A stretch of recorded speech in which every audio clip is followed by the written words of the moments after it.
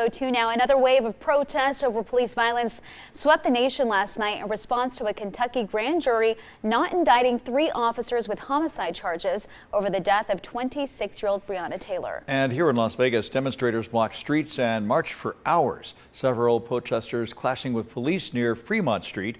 13 Action News reporter Sean Delancey live now near the Container Park, where everything began, with an overview of protesters' demands. Sean?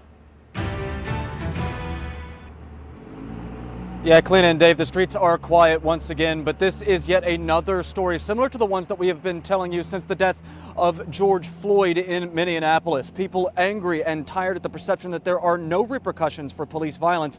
For a lot of these protesters, the only difference is the name Breonna Taylor. Police said that 150 people came to protest, starting at the Container Park downtown and marching through the streets. At times, protesters blocked traffic, clashing with Metro around Fremont Street.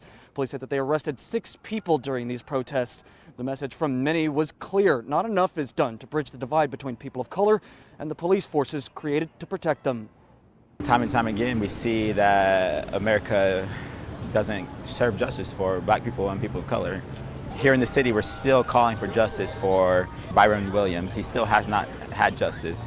We're still calling for accountability and transparency with the case of Jorge Gomez, who was gunned down in front of the courthouse. Now, Breonna Taylor was shot several times while sleeping in her apartment back in March when officers attempted to serve a no-knock warrant. Police opened fire through the wall and windows when Breonna's boyfriend started shooting at police, thinking someone was trying to break in.